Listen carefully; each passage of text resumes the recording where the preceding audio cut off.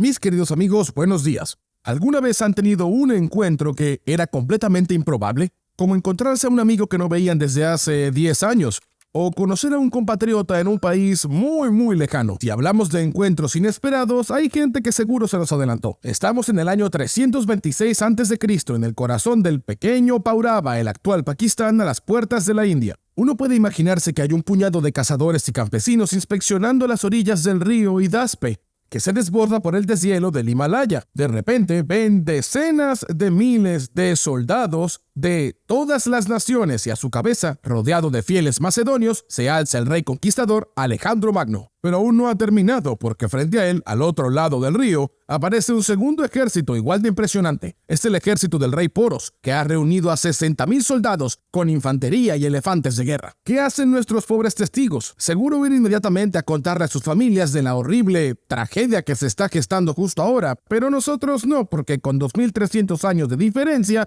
las flechas indias o griegas no nos alcanzan. Podemos ver esta batalla en total tranquilidad. Pero antes que nada, ¿cómo fue que inició todo esto? Alejandro ya reina sobre Grecia, Asia Menor, Egipto, el cercano Oriente, Persia y el sur de Asia Central. No está mal para su edad, pero como su nombre lo indica, tuvo un delirio de grandeza y decidió embarcarse en una nueva conquista, la de la India. Esto puede parecer lógico, ya que hasta ahora nunca ha dejado de avanzar cada vez más hacia el este, y la India parece ser el siguiente paso. Sobre todo porque, a los ojos de los griegos, es un país mítico, supuestamente el hogar de Dionisio. También se dice que Heracles viajó hacia allí y venció terribles peligros. Los persas, que mantienen relaciones comerciales con la India, también cuentan a los griegos que en el país abunda la riqueza. Allí se produce oro, marfil, perlas y piedras preciosas. La India está lejos, es misteriosa, hace soñar a la gente. Circulan muchas leyendas sobre la existencia de animales fantásticos, gigantes, etc. En resumen, como diría Casimir, es el país de los niños felices, de los monstruos simpáticos, un paraíso. Así comprendemos mejor la motivación griega para descubrir este maravilloso país. Pero más allá de las riquezas, también hay que admitir que buscan un paso hacia el océano exterior que rodea a todo el mundo. Y no es una coincidencia. Alejandro en su juventud fue discípulo de Aristóteles. Fue por su maestro que supo de la existencia, muy al este, de un acceso al océano que le permitiría darle la vuelta al mundo y regresar a Grecia, sorteando Asia y África. Apasionado por la geografía, el príncipe decide convertirse en explorador para ver de qué se trata. Nada mejor que una experiencia directa, pero la conquista de la India también responde a un objetivo un poco más terrenal: mantener ocupado al ejército. Sí, porque Alejandro prefiere que sus hombres se dediquen a la guerra antes de a conspiraciones en contra de su persona. Y tiene buenos motivos, porque unos meses antes, una conspiración orquestada por uno de los pajes de Alejandro, Hermolaos, fue frustrada. Los culpables son torturados y luego ejecutados. Pero el rey de ahora en adelante vive con temor de que sus allegados se rebelen si pasan mucho tiempo inactivos. En efecto, los veteranos macedonios reprochan a su emperador por la obsesiva búsqueda del océano, la incorporación de soldados no griegos al ejército y por su megalomanía. La India, sin duda, es la distracción perfecta para que los militares piensen en otra cosa. Para Alejandro, de hecho, es una vía de escape. Alejandro reúne así a 120,000 hombres. Este ejército es el más cosmopolita de la historia y los elementos macedonios no son mayoritarios en él. A este pequeño núcleo van a anexarse griegos procedentes de ciudades ya conquistadas, mercenarios tracios, mesopotámicos, iraníes e incluso arqueros a caballo de las estepas de Asia Central. No hay que olvidar contar que también la caravana que sigue al ejército cuenta con miles de mujeres, niños, médicos y mayordomos, administradores, y hay que decir que a donde va el emperador se mueve toda la capital imperial, con todo el gasto y movimiento que esto conlleva. El ejército atraviesa las montañas del Hindu Kush en el actual Afganistán, que marca la frontera entre el antiguo imperio persa y el subcontinente indio. Los hombres tienen que combatir varias veces, saqueando e incendiando las ciudades que se resisten a su avance. Conscientes del poder formidable de Alejandro, varios reyes indios acuden con él para prometerle lealtad. Estos nuevos aliados son otros tantos guías y refuerzos para continuar con la campaña.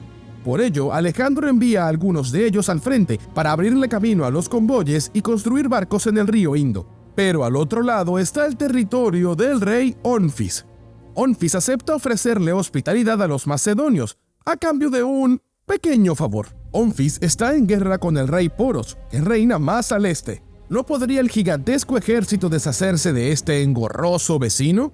Poros reina sobre un territorio que ahora se llama Jet-Doab, una parte del Punjab limitada por los ríos Hidaspe, el actual Jhelum, y el Akesines, que hoy se llama Chenab.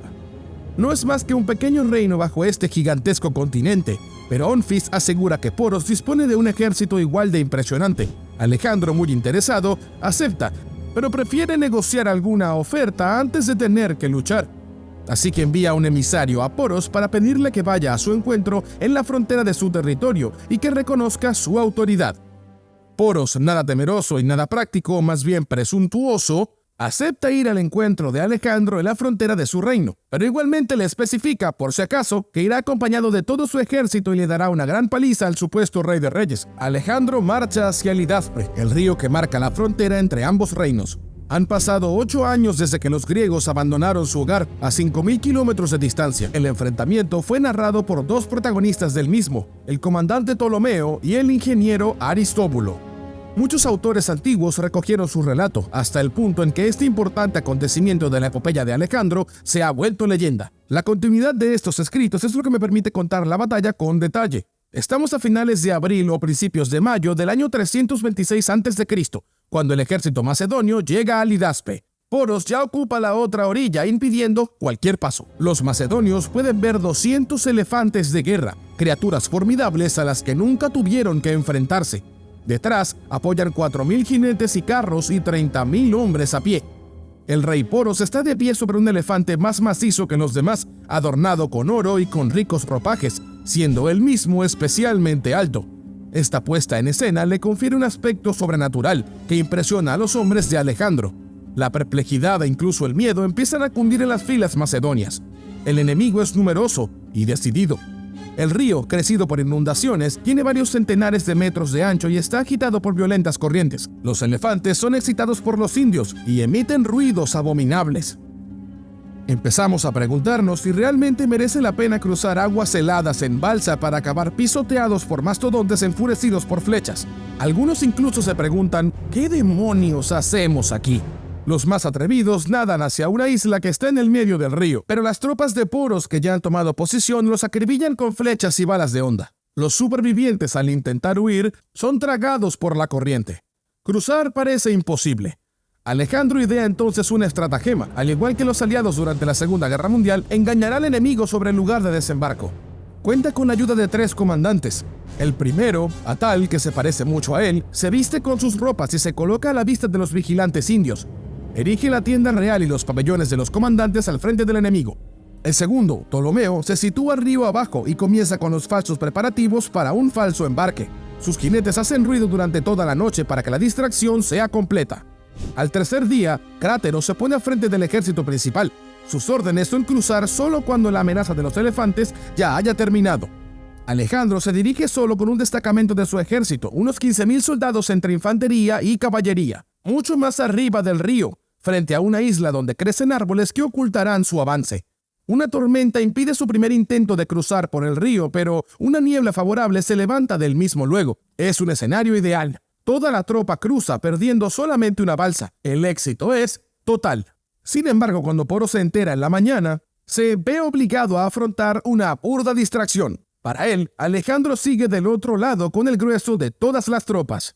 Envía solo un pequeño destacamento de caballería de carros al mando de su hijo, pero la tormenta del día anterior ha embarrado el terreno y los carros indios, muy pesados porque llevan a 6 hombres, no pueden maniobrar.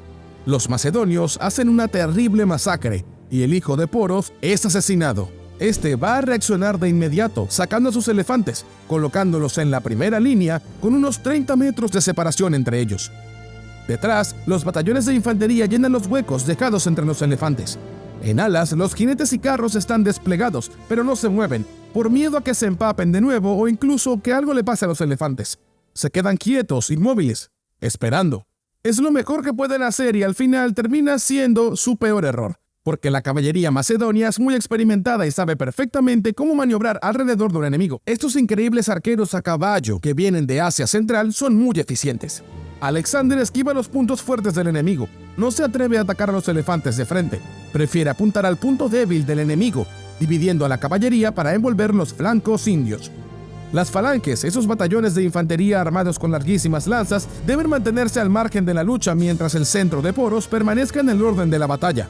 La caballería asesta el primer golpe. La elusión y desestabilización funcionan perfectamente.